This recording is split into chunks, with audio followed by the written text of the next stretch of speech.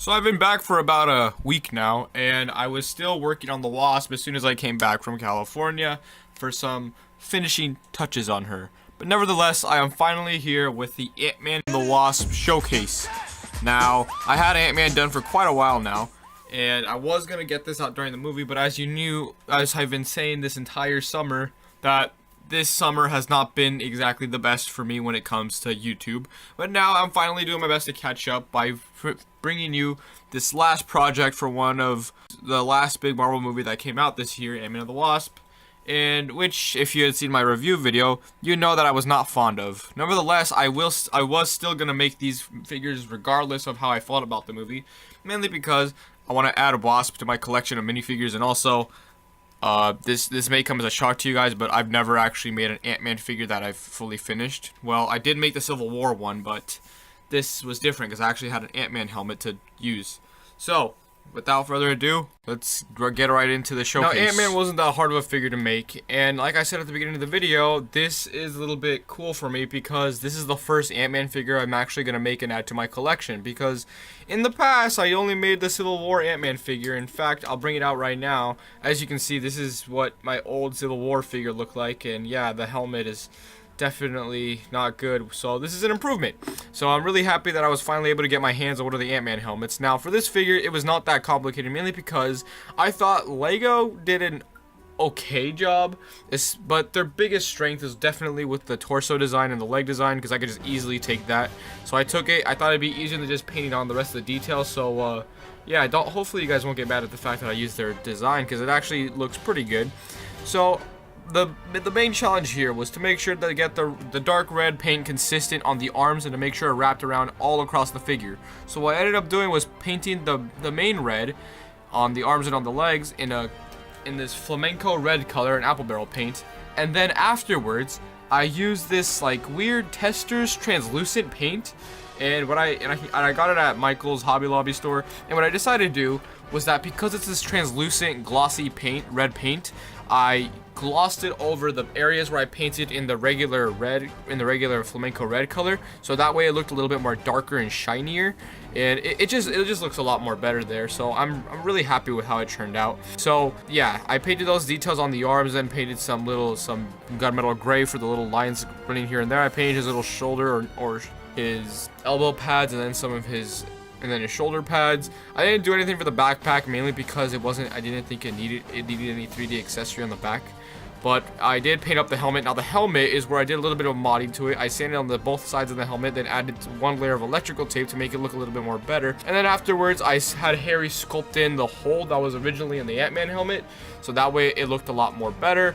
And I put some tape in the eyes, so that way when I spray painted all this in a silver color, it wouldn't remove any of the translucent. At first, I was gonna paint the lenses in a regular red color and you wouldn't be able to see the eyes, but I figured it looked a lot more better if the eyes were translucent, so that way you can see his eyes, because in the movie you can definitely see him in Wasp's eyes. I'll get into Wasp in a bit, but overall he was not that hard of a figure to make. It just painted up the helmet details and it was pretty easy to do. So yeah, it was just a matter of trying to wrap the designs that Lego already put up all around the figure. And honestly, I had a perfect amount of reference for him, and just because Ant-Man segment is a little bit short, I decided to bring this out because, I mean, why not? It's Ant-Man. You see that? I know it's not accurate. It's Civil War Ant-Man, but hey, man, their costumes look kind of similar. So yeah, there's Ant-Man, and this is actually going to be a stand-in figure for Avengers 4.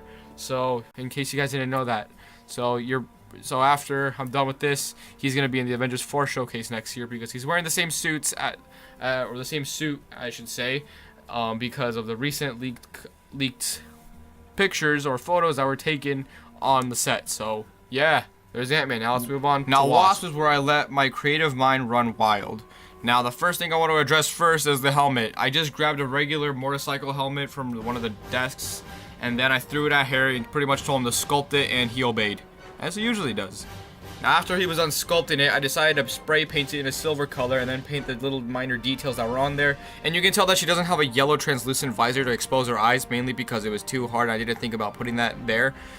And I I am going to do that in the future, maybe when I do an improvement on the Wasp figure later on if she appears in Avengers 4, but only time will tell. Now after I was done doing all that, I decided to use 3 layers of electrical tape and pretty much cut them into little circles and glued them onto the sides of the helmet, and then glued the antennas there and painted them in that color, and pretty much the helmet was done afterwards. What you want to see underneath the helmet is actually just the head.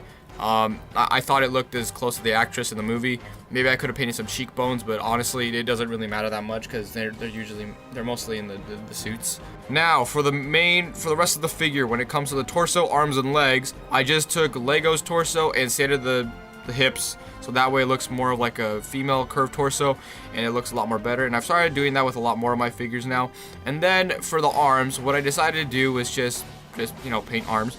No, for the arms I decided to use electrical tape for the gauntlets, so that way for her tasers, I think they're tasers. And for this gold color, what I decided to do was mix up a regular gold color with some metallic black and then a little tints of brown.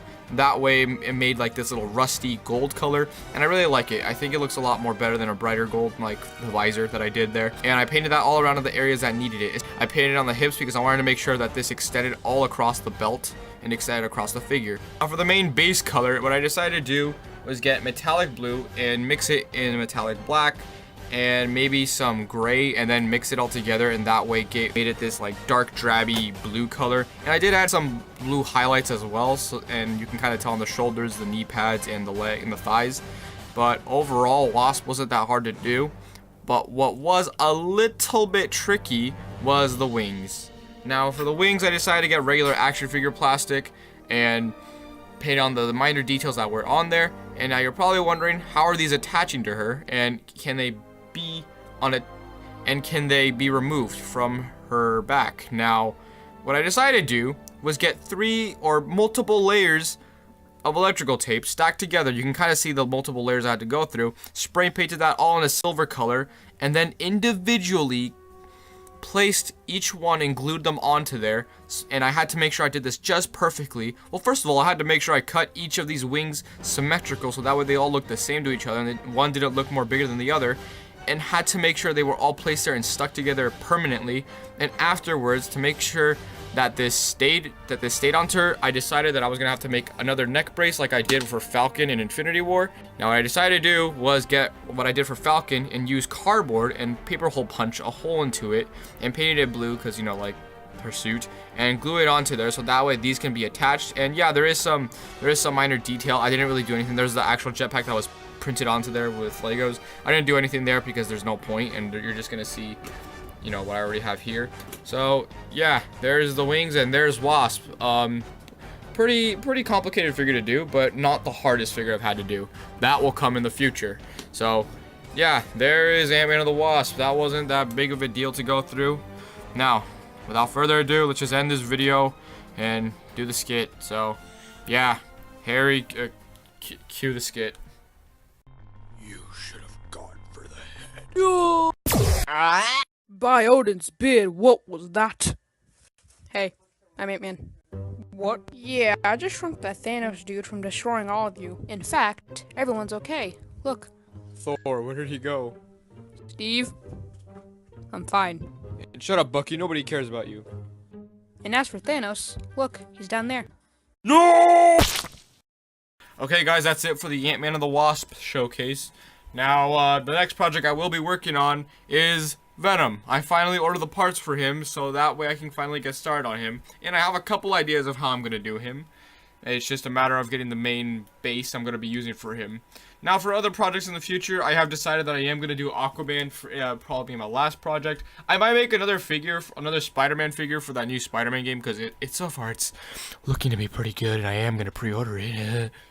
And I may review that game in the future as well, mainly because I kind of want to do game reviews now. That'll be kind of cool.